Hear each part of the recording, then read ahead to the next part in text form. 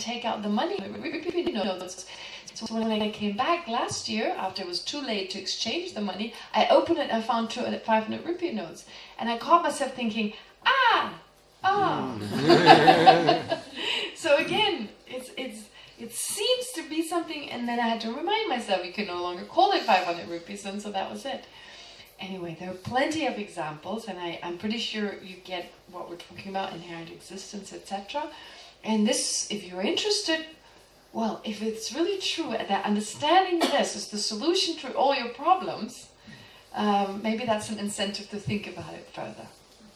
Right? To get an understanding of that this is impossible is basically the solution to all our trouble. So when you get time, when you're in the next traffic jam, which you may have the opportunity to be in today,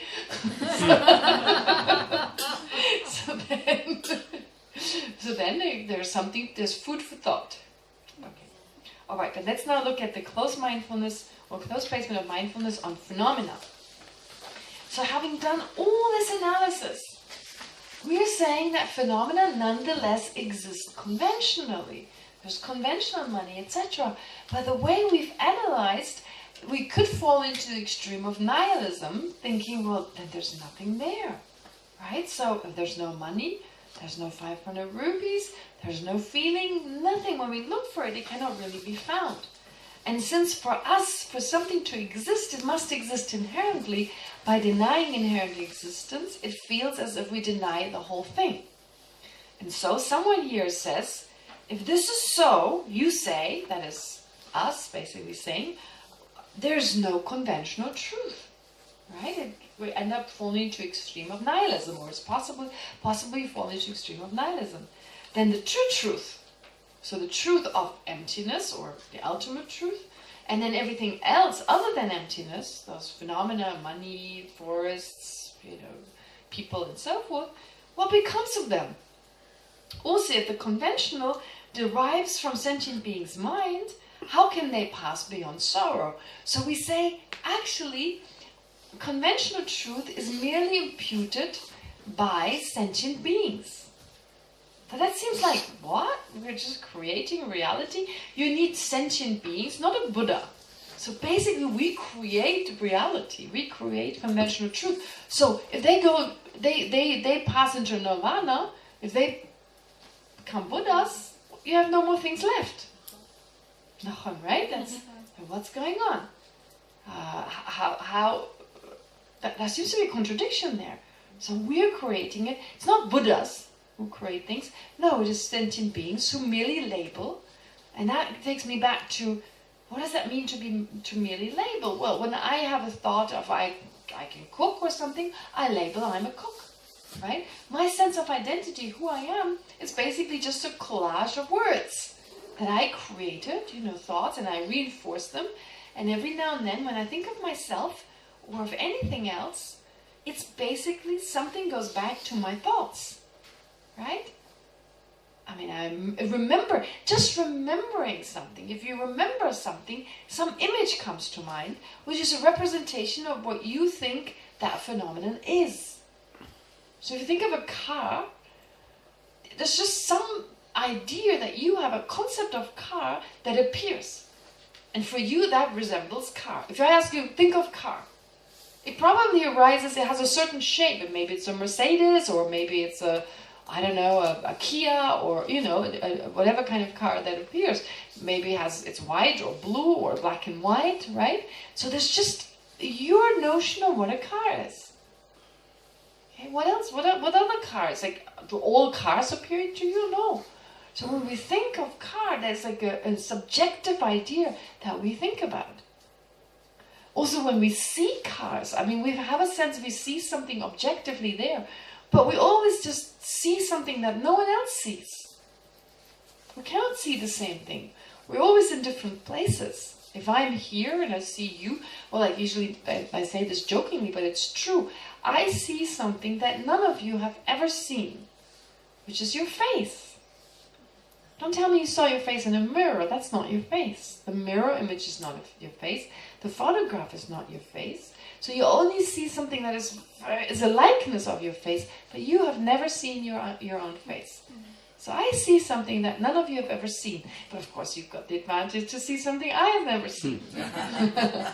So actually just now when we talk to each other, both we see something, all of us see something that the other doesn't see. So we have a very, very unique experience of reality. Wouldn't you agree? Right? So to say we see all the same thing, there must be an objective reality. No, we see something that we give them the same name to. Right?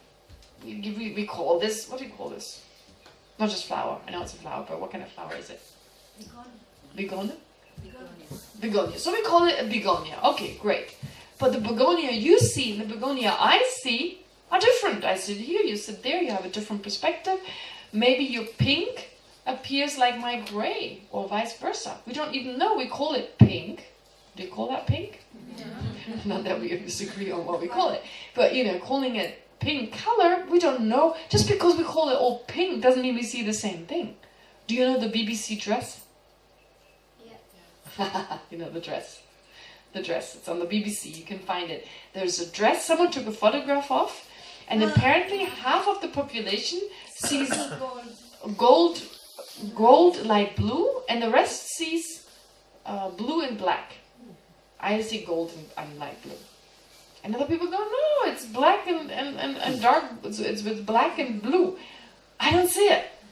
So it's like half of the population sees something different. So there you go. We look at the same thing and we see something different. And this is probably one of the few times that we become aware that that's a possibility. So depending on our brain, etc. So therefore, what objective reality do we see? We all see something totally different, and only because we give it the same name, we believe it's the same. It's not.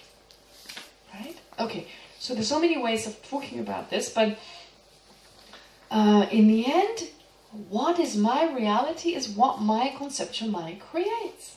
There's nothing beyond that. There's nothing beyond that. And in fact, it is said that if we don't have a concept of something, we don't even see it. We have to have a concept of something to some degree, right? And if it's just a round object, okay, I may be able to see it. But if there's something and nothing about that object is in any way familiar, how can I see it? Right? Not the shape, not the color, not anything.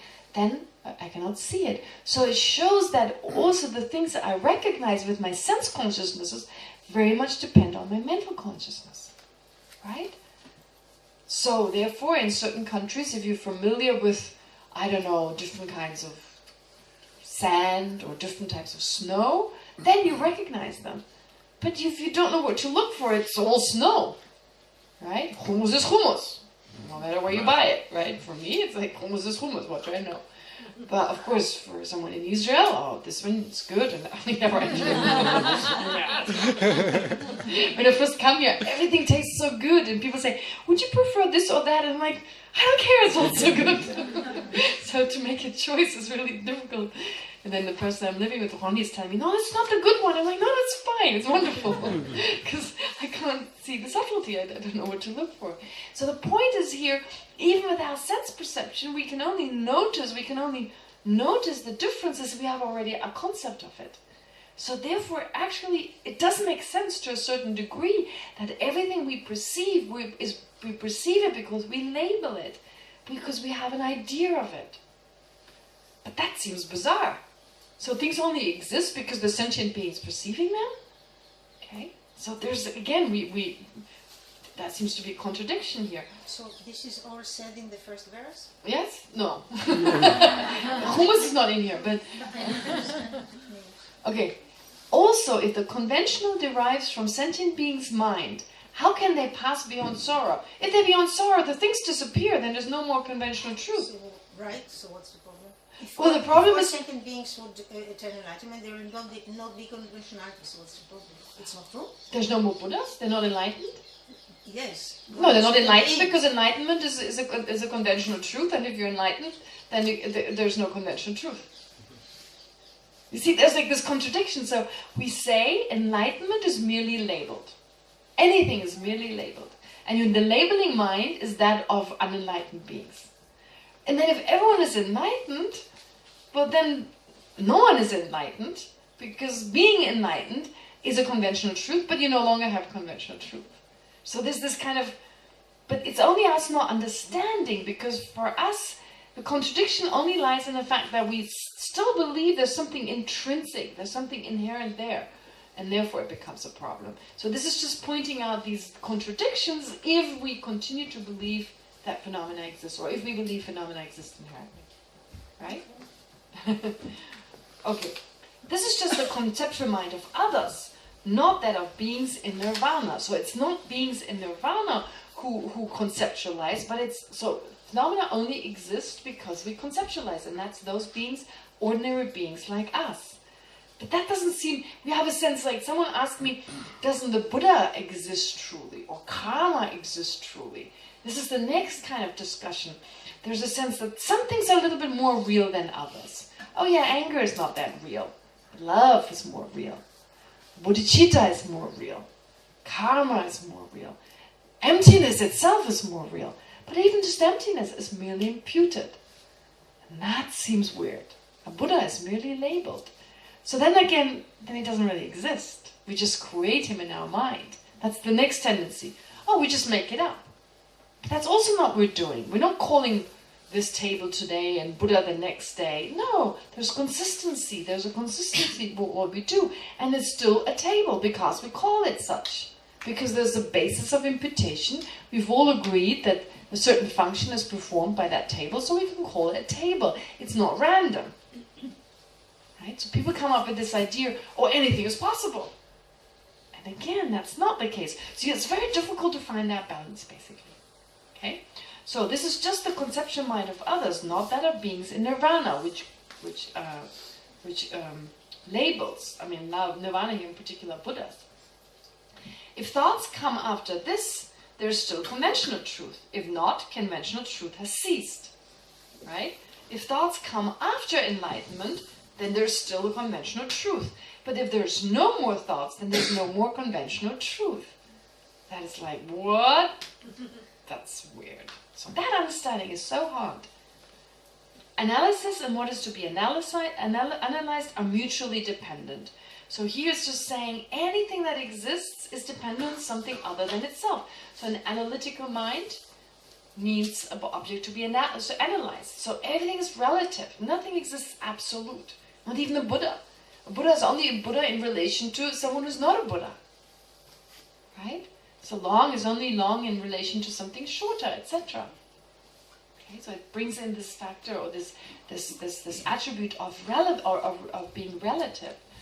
Analysis and what is to be analyzed are mutually dependent. It is on the basis of consensus that all investigation is expressed. So it's consensus. We've reached a consensus. We've agreed on calling this and something else. And so on the basis of that, we can say, we investigate things and we can say it is that, it is not this, etc. But when you say the process of analysis is made in turn the object of your analysis, this investigation likewise may be analyzed, and thus there is an infinite regress. So here, someone says that actually when you analyze something, the object of analysis depends on the mind that analyzes. But then that mind that analyzes depends on another mind, and another mind, and you have an infinite regress. So this idea that anything that exists, it needs a conceptual mind that perceives it, and that it needs another, and another, and another. That fold doesn't arise, because by reason of the fact you have the object of an analytical mind, or the object of a conceptual mind, you have a conceptual mind because they depend on each other. So you don't end up with this infinite regress. Does that make sense? Well, I repeat that. So here someone is saying the process of analysis is in turn is made the object of your analysis, right? So the process of analysis, we say the object that is analyzed exists because there's a mind that analyzes it. But for that mind that analyzes it, for that to exist, you also need another mind to perceive it. And then you can go endlessly. Each mind needs another mind, and there's an infinite regress, which you never end up having something existing because you always need another mind. But that's not how it works. Because phenomena being mutually dependent, if you have a mind that analyzes an object, because the object exists, there's therefore the mind automatically. It's automatically a mind there, right? So it's not like you need another mind to verify and verify and verify. It's not like that. That would be too extreme. So if objects are analyzed well, no basis for analysis remains. If we analyze well, really look for something truly there, we don't find anything, in other words. There being no basis, the phenomenon subsides. That indeed is said to be nirvana. Right? So indeed, in the sense like we believe things to be so solidly there, so clearly defined, and if there's the main thing, if there's a self, if there's a self and a truly existent self, the way we perceive it, then this truly existent self is truly something to worry about, because then there's true happiness, and it's that which we truly wish, and so therefore all our trouble starts, all our worry starts, if it exists truly. But freedom means freedom from worry, freedom from bondage, and we are so bound. We are unfree, we're not liberated because of our thoughts. Right? We constantly have to go there and there and there. We're never truly free because of our self-grasping. So understanding how phenomena really exist, we can just let go. There's nothing to hold on to. We realize there's nothing to hold on to. Okay. Yes. This regress thing, I understand that an object, we label it on its own valid basis, Yes. right? Yes. And this basis is also phenomena, so we can label it on its valid basis, and so on and so on and so on, and it's endless. Yeah. If the phenomena is the mind, we can go through the same process. So is that what they mean here? That you need another mind, another? That's what this person believes, that if you have, then you need to, you end up with that. But it's not like that. It's not like that. Well, because otherwise you can never come to something existing. Well, existing conventionally. I mean, existing conventionally, you're going to end up, because you always need another mind. So no, it depends on the phenomena I want to analyze. I can see any or perceive any phenomena I want to analyze. Yeah, no. That's not what this person is saying. This person is saying, if I impute cup on this object, I'm saying, therefore, because it's imputed, I call it a cup, therefore it's a cup now. But then what about the mind that perceives that to be a cup? That is also merely imputed, so I need another mind to merely impute it. But for that other mind to merely impute the mind that imputes cup, I need another mind that merely imputes the mind that imputes the mind that imputes the cup. And then where does it end? Right? It goes on endlessly. But our own systems are not, it's not like that. That would be too extreme. Right? It's not saying, it's not like in every moment something exists, in that moment you need to label it. It's not in that exact moment that you need to label it. If there's a mind that labels, if you have a mind that labels object to be analyzed, then you also, by implication, you have analysis, because they depend on each other. Right? So this is what this is saying. They're mutually dependent, so you don't end up, everything has to be in each moment, has to be labeled. That's not what we're saying. Isn't there one mind that labels? One sort of mind that labels? One? Do you mean one? No, each. What do you mean so? Each object has its own mind that labels it, or there's one mind that labels? One mental factor that labels, one something that its function is to label. One permanent mind. Yeah, surely. I mean, there are one. I mean, I don't think when you say one, it sounds like there's only one. No, I mean, there's this function of the mind. The mind has the function to label. So there's a specific, one of the different functions that the mind has is to label, at least the conceptual mind. So we can't go and look for one, another, because there's only one mind that labels. No. We have to, because that mind that labels must also be labeled, but it doesn't label itself.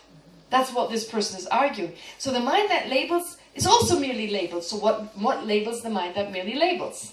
That's the argument here. I'm just saying, I'm just representing, right? But it's not like this, that every time there's something there, you must label it. That doesn't work like that. That would be like you constantly label, and then you have to label the label, and label the label, and you end up... Most of the things are already labeled. Pardon? Most of the things that we encounter in our life are mostly labeled already. Yes, but you see, the difficulty is a little bit this. There's a bit of a difficulty, because people ask, if in a certain place there's no one to label something such and such, does in that place the thing not exist? Right? So there's the classic example of the first Dalai Lama. The first Dalai Lama was, in fact, his name was Gendun Drup. Now we have the 14th Dalai Lama, and the first one to be officially recognized, and of course it's again merely labeled, you call a certain person the first Dalai Lama. The first Dalai Lama's name is called Gelwa Gendun Drup. Gendun Drup was his name. And he was a disciple of Lama Tsongkhapa. Now, was he called Dalai Lama at that time? No. The name was given later, at the time of I think the third Dalai Lama. Then the third Dalai Lama was called Dalai Lama. And because they knew the previous incarnations, they were aware of the other ones, they called the third one, and the other one second and first. So, did the first Dalai Lama exist at the time of Gyalwa Gendun Drup? Of course, he was the first Dalai Lama, but it wasn't called that at the time. So that's the difficulty. There people go, well, was he the first Dalai Lama or not? No one called him that at that time. So if things are merely labeled, someone must label him at that time as first Dalai Lama to be the first Dalai Lama. Can you label something now, although it doesn't exist, it makes it that thing? So again, we're thinking of time as inherently existent. So this is a bit of a difficulty. That's a bit of a difficulty. If there's a place somewhere up in space, no one perceives it right now, does it exist or not? You name it. No. If I don't name it, no one names it. There's an object somewhere, does it exist already? No, now, although no one perceives it and no one labels it. That's the difficulty when we apply it to time. Right? So I would have to say, yes, it can already exist now. So it doesn't have to exist, that the labeling doesn't need to happen at the same time. But people who start meditating on emptiness, they usually start stumbling over that. It becomes an issue. Right now we might go like, no problem. But if you start really meditating on that, that becomes an issue. Until you overcome that issue with the time. Right? Because we have a very solid sense of time. Past, present, future. Seems to be truly inherently there. And if it's truly inherently there, you better label at the same time as something exists. Right? So to overcome that, we just need to familiarize ourselves more with emptiness. Yes, Polly? You said that the object is there for the mind to analyze it. Can you explain it? The object is there, is existed already, for the mind to analyze it. That's the purpose of the object. No, it's called an object of analysis in the relation to a mind that analyzes it. So anything that exists, you see, like we talk about object because there's a subject. Subject is a subject in dependence on an object, so here and there, okay? Mountain over here, mountain over there. You can only have a mountain over here or something that is over here if you have something that is over there. You can only have short if you have long, and long when you have short. So phenomena exist in mutual dependence on something other than itself. Okay? So we say phenomena exist, they cannot be absolute because they always depend on something other than itself, on a mind that perceives it and something in relation to which it becomes short, long, object, subject, etc. That's what I meant. Okay. Anyway, all right, let's take a few questions, those two more questions, and then I want to make a time anyway, because we have one more text to go through, which is quite easy, one more text, one more book. So let's hear your question, and then I'll continue with it. I'm not sure it's true, but someone told me that in Japanese, there is no word for mountain, only valleys. There's no word for mountain, there's only a word for valley. Okay. Okay. So Japanese see only valley. valleys, not mountains. Oh. Just about That would be surprising because there's Mount Fuji, and they're definitely very aware of Mount Fuji. They don't have words for love, maybe. Yeah. It's an interesting idea you mentioned. Maybe, I'm not sure. I'm pretty sure they're aware of Mount Fuji because Mount Fuji's like everywhere. But it's still interesting that there's a possibility you don't have a concept of something, so you think about it differently. That's definitely true in many cultures. If you don't have a word for something, it's just not the same issue. Like I said, the Tibetans don't have the word guilt.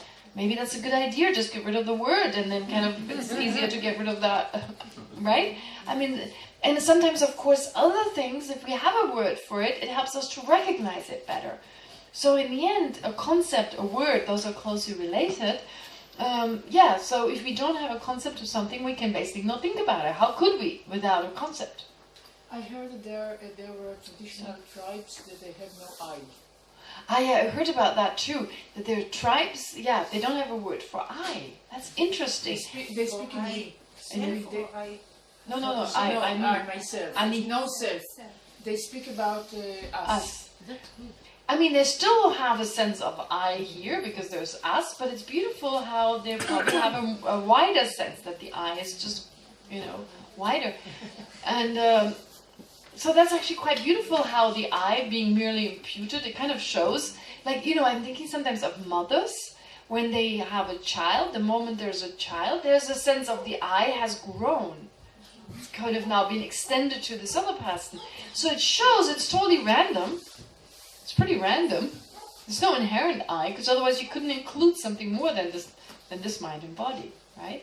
Or that wouldn't work if there was an intrinsic I. Yeah, that's a beautiful example actually with the I. But yes, you had a yes. Yeah, I want to ask about the imputing back, like you said, the first Dalai Lama. Yes. Imputing retrospectively, yeah. But Buddhism has a time arrow. I mean, because of the law of cause and effect, the cause must precede the effect. That's true. That's absolutely true. That's absolutely true. The cause will be in the future and the effect in the past. Well, that's the thing. This is what you're describing. No. Someone in the future will impute something to the past. Well, someone in the future imputes something in the past, but that's still okay for that thing in the past to be the Dalai Lama. Maybe not called that at that time, but in general. You see, there's a difference between saying, for instance, there's a way in which we talk about it when we debate. In the debate we say, does Mao Zedong exist? Mao Zedong, you've heard of Mao Zedong, right? Yeah. Does Mao Zedong exist? Yes, he does. Now? No. You see, in general we can say Mao Zedong exists. Golda Meir, does she exist? Yes. Golda Meir exists, not now. So often in English it's a little difficult because you say existed. It's more, because the language is used in such a way in which your referent object is now, and you're naturally assuming right now, otherwise it gets confusing. In Tibetan you don't need to do that. In Tibetan you can, but you don't have to. So you can say in general, Golda Meir exists, but not right now. Okay? So you see there's a sense, in general, you see, like for instance, if I say, does Vada exist? Right? Vada exists. Okay, yes, we would all agree. Okay? So, if we say, let's say, Vada is 60 years old. Is there a 60-year-old Vada? We say yes. Okay? 60-year-old Vada. So, if there's a 60-year-old Vada, does she exist now? No. Are you younger than 60? No. Okay. Okay, so let's say 60-year-old Vada. Well, 60-year-old Vada, how long does 60-year-old Vada exist? For 60 years. But the Vada who's there right now, the one right now is the one that's here right now, not the one that's 60 years. So when I say 60-year-old Vada exists, am I saying she exists right now as something that is 60 years old? No. Because the present Vada is not 60 years old. The Vada who's 60 years old, I'm talking about the one who started from the day she was born until now. No. And the one that was born until now, it doesn't exist right now because it includes all the parts, the 5-year-old one, so really strictly speaking, the 60-year-old Varda started to exist 60 years ago, and it includes the 5-year-old one, the 10-year-old one, the 15-year-old one. Do they all exist now? No. And still I say 60-year-old Varda exists. So strictly speaking, to say she exists now would be like saying right now I also have 15-year-old. I have all these Vardas, I have this continuum of Varda existing right now. No, right now there's only the present one. So you were born as Kelsang Wangmo. Pardon? You were born. No, that's what I'm saying. Exactly saying the opposite. No, I wasn't. I'm saying the opposite. So, if you say Kelsang Wangmo when she was a child, that's okay. We can say that. But it doesn't mean I was called Kelsang Wangmo when I was a child. You see? It doesn't mean that I was... So does Kelsang Wangmo... Was there a time when Kelsang Wangmo was a child? Yes. That's okay to say that. But was she Kelsang Wangmo? No, I wasn't called that. Yeah. So it's conventional speaking. Yeah, it's in terms of convention. So here, likewise, when we say Golda Meir exists, I'm not saying past, present, or future. I say at some point in time she existed. So I'm not specifying the time. Right? So when I say, did the first Dalai Lama exist? Yes. When did he exist? In the 13th century. Was he the first Dalai Lama? Was he called that then? No. Right? To be more precise. But just in general, as part of the convention, we've decided to call him that, and it's okay. Right? So it's like, if it was inherently, if the first Dalai Lama was inherently the first Dalai Lama, we couldn't say that. So you can say that there was a first Dalai Lama. We can even say there is the first Dalai Lama. If I don't specify now, I say there is the first Dalai Lama. In Hebrew you can't say that. In Tibetan you can, but we also, can you say in Hebrew there's a 60-year-old Varda? No. Only at a certain time. You can't say 60-year-old Varda. Exists, no. Can you say Varda is 60 years old? If she is right now, she's So she's not 60 years old. I mean, strictly speaking, the one that's here right... No, you can't say, Alright, I know, in English it's also weird to say. But still we can say this is the house where Golda Meir was born, or where Kelsang Wangmo was born, but she was not called Kelsang Wangmo then. Right, yeah.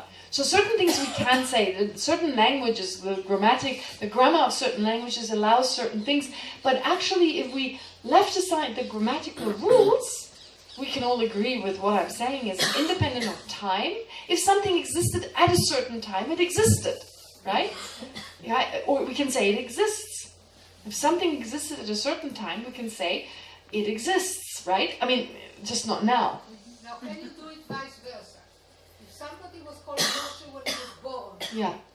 the Moshe that he was born does not exist anymore. So the Moshe that you call somebody Moshe today, Yeah. which they say that he is the same Moshe that he was born, but it's not the same person. No, it's not the same person. I agree. We think it's the same, right? We have a sense, oh, that's the same guy who was here last year, right? Oh, he came to Yechiam last year, right? We usually do that. That's why when I say we have a sense of permanence, I'm not saying that we think I'm not changing. Why do we say that we have an innate sense of permanence? It's because we have a sense, that's the same guy I met yesterday. The fact we hold a grudge.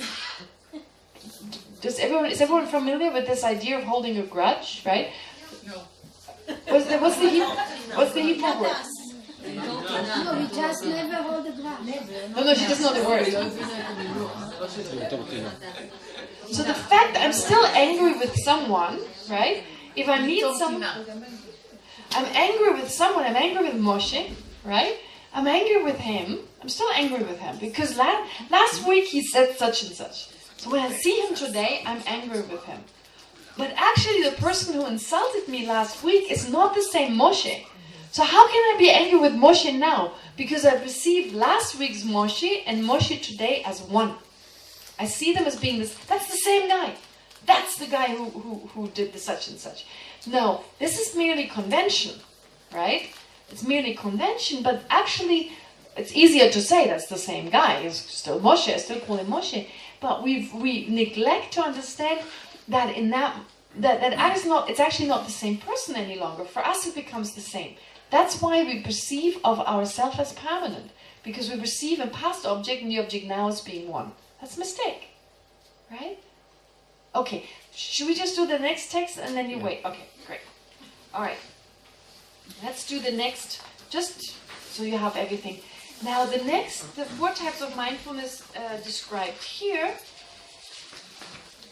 those are composed by one of the Dalai Lamas, having talked about the first one. Now this is the 7th one, and it's actually quite different. The 4 types of mindfulness described here are quite different.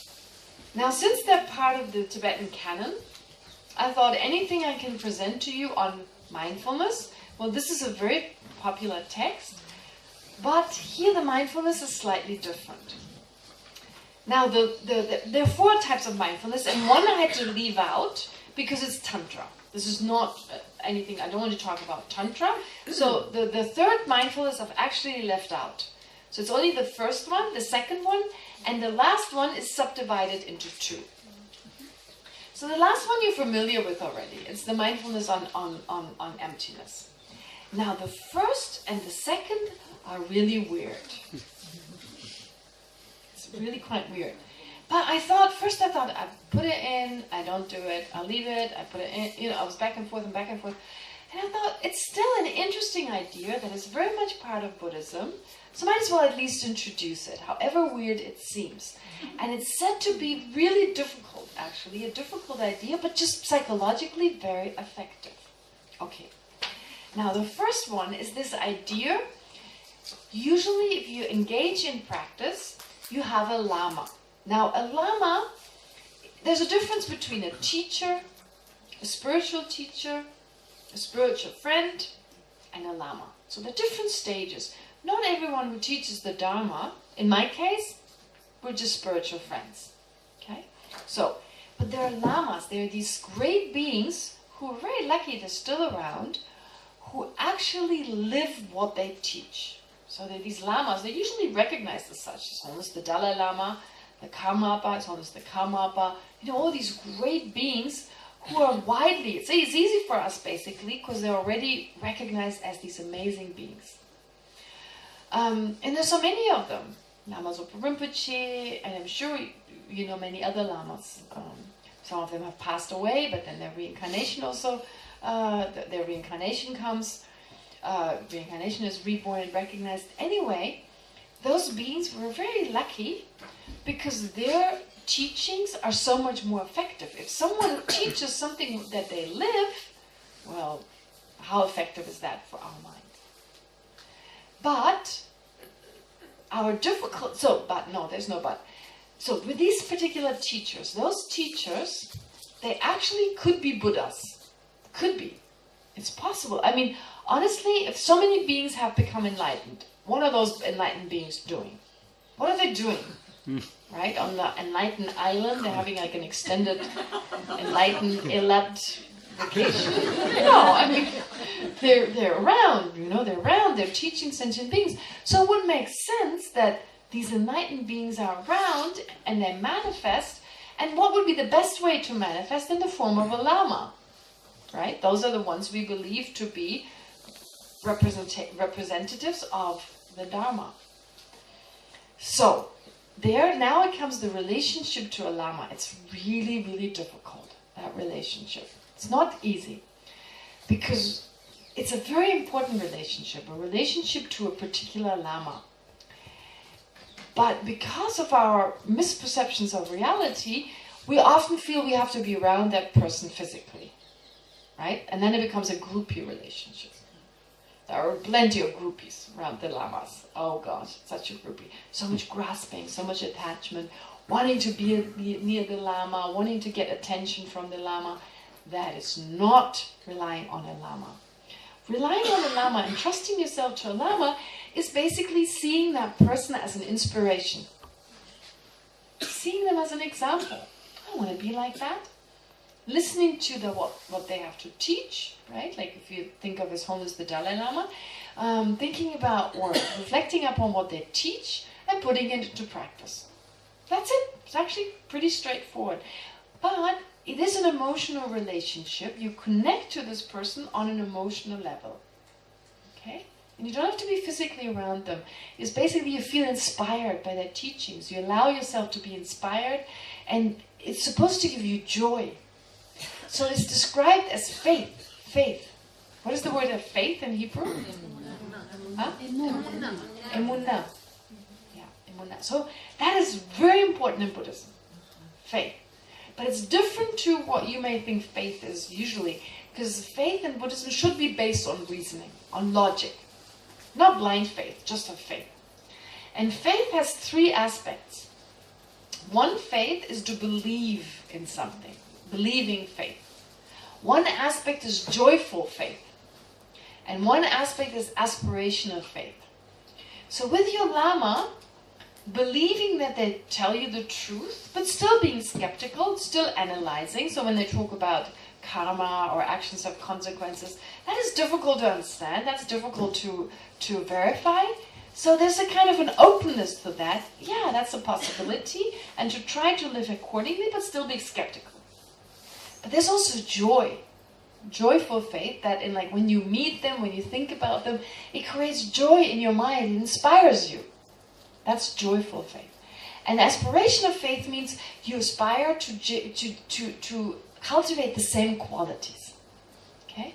So faith is said to be very helpful, that kind of emotional relationship, because just love, compassion, without something that guides you can be difficult.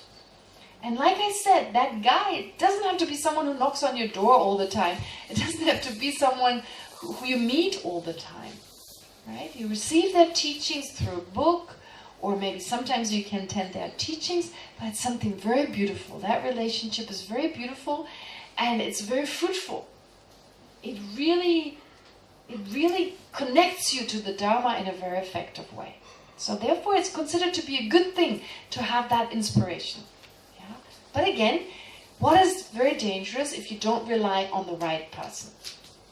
It could be someone who wants to abuse his or her power and wants you to follow them, and they brainwash you. This is why the word guru, which is just the Sanskrit word for lama, has a very bad connotation, because it's happened plenty of times. People follow a guru, happens to be a guru of some cult, they brainwash you, blah, blah, blah. So, it's very dangerous potentially, which is why before relying on a lama, you need to analyze very well. Does this person behave like a lama? Lama Tsongkhapa advises to check for at least 12 years. Now usually we are in a rush, we don't give it 12 years, but to be checking really well. Does this lama, before you dedicate or you rely on this person, right? And at least, oops, at least this person should not have negative qualities, like qualities such as power hungry, etc. But also, if you can avoid it, just don't choose an ordinary person, right? Just choose someone who's really special, because that you might as well rely on a piece of wood. I mean, I'm kidding, but it's like you should really rely on someone who's wonderful, who's like a great lama, like His Holiness the Dalai Lama, for instance. Okay, so once you've done that, I don't know whether the Dalai Lama is a Buddha, but even if he's not, if you perceive him as a Buddha, you get the full quality, you get the full benefit, psychologically. You get the full benefit of relying on an actual Buddha. Now don't ask me about the science of that. I don't know. There's a science behind it, but I don't know how it works really. But the thing is, like, the danger is, of course, if the Dalai Lama were to act against the Dharma, you're in trouble.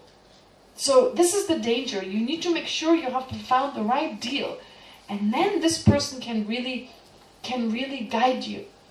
But we have a tendency to see faults in others. Now, of course, people have faults, but even if someone doesn't have a fault, we still see faults. That's our problem, because our perception of others is a projection of our own mind.